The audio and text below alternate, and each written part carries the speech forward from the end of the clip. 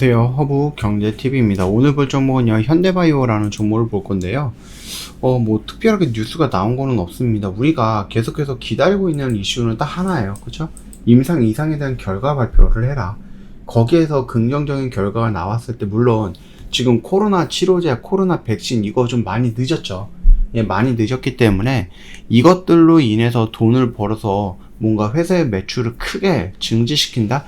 이거는 조금 어려울 수 있습니다. 그러나 이 현대바이오가 밀고 있는 거는요, 코로나 코로나 치료제, 이것보다는 코로나 치료제를 개발하고 거기서 나오는 결과를 가짐으로써, 그 결과를 보여줌으로써 니콜로사마이드라는 이 원료를 가진 약이 얼마나 중요한가, 얼마나 효과적인가, 얼마나 좋은가를 증명해낸다라는 거, 저는 그렇게 생각을 하거든요. 물론 이게 뭐 1년 전, 2년 전에 코로나 치료제가 만들어졌다 라고 하면 그건 상황이 달라지겠죠. 화이자 모더나 얼마만큼의 돈을 많이 벌었습니까? 그렇기 때문에 현대바이오도 그 당시에 핫했을 때 이미 만들어냈다라고 하면은 뭐 지금의 주가는 지금 너무 껌값이죠. 예, 그런데 너무 시간이 많이 흘렀어요. 그렇기 때문에 지금 당장 현대바이오가 임상 이상에 대한 결과를 갖고 얘네들이 할 수 있는 것들은 뭐냐, 물론 코로나가 여전히 있죠. 그러다 보니까 이거를 뭐 계속해서 뭐 연구도 해야 되겠죠. 뭐 조금씩 뭐 이가 백신, 이가 치료제 막 이런 식으로 해갖고 계속해서 성장을 해야 되겠지만은, 그럼에도 불구하고 제 주위에 코로나가 걸렸을 때 코로나 전용 약을 먹은 사람이 한 명도 없었다라는 겁니다. 네, 그냥 감기약 먹고 병원 갔다 오고 며칠 쉬고 이러다 보면 또 낫거든요. 물론 이제 후유증이라든지 이런 것도 있기는 하지만, 자, 그건 이제 좀 뒤로 하고요. 결국 현대바이오가 이 감기약, 종합감기약이라든지 병원에서 주는 감기약만 먹고도 어느 정도 호전이 될 수 있는데, 이 경구용 치료제가 만들어진다라고 했을 때 과연 어느 정도 효과가 있을까? 그렇죠? 그리고 이 부분은 시기가 조금 너무 늦었다라는 부분. 그럼에도 불구하고 제가 기대하고 있는 것은 임상 이상에 대한 결과가 좋게 나와서 코로나에 대한 치료제가 만들어졌다라는 사실보다 니콜로사마이드라는 이 원료를 가지고 코로나 치료제에 대입을 했는데 그게 딱 맞아 떨어졌다라는 겁니다. 그 의미는 뭡니까? 얘네들이 그 현대바이오라든지 아니면 세계 뭐 여러 학자들이 얘기를 하듯이 니콜로사마이드는 굉장히 좋은 원료로 될 수 있다. 굉장히 많은 질병들에 대해서.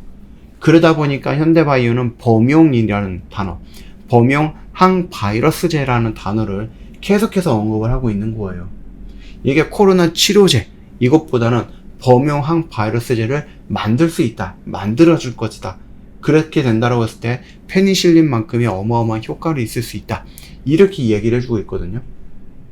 그렇기 때문에 이 범용이라는 단어가 조금 더 긍정적인 효과를 갖기 위해서 이 임상 이상에 대한 결과가 필요하다라는 거예요.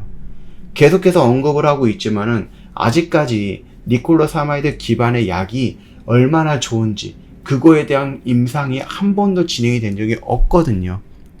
그렇기 때문에 그런 것들을 좀 만들어내기 위해서는 임상 이상에 대한 결과가 긍정적이어야지, 겉봐 니콜로사마이드로 코로나도 잡을 수 있어, 그러면서 어디로 갑니까? 뭐 댕기열로 가기도 하고, 그 다음에 원성이 두창으로 가기도 하고, 뭐 에이즈로도 가보고, 암으로도 가보고, 이렇게 진행이 된다는 겁니다. 물론 현대바이오가 과연 그 모든 임상들을 다 할 수 있는 시간적인 여유와 과학적 기술력이라든지 아니면 돈이 있는가 라는 부분에 대해서는 그건 나중 문제고요.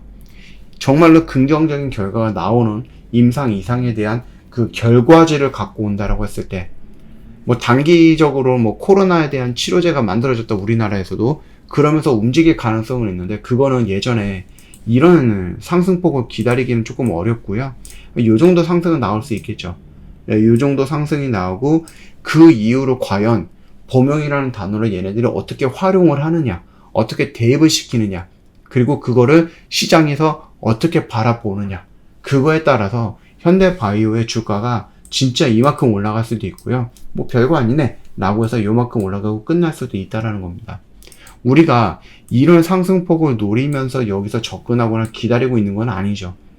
이런 것들은요 안 나와요. 이제 좀 냉정하게 생각을 하면은 코로나라는 이 키워드 가지고 백신, 뭐 진단키트, 치료제, 이런 상승, 예전에 막 10배, 15배 이렇게 올라가는 상승, 더 이상 이런 거는 코로나라는 개념으로 나오지 않아요.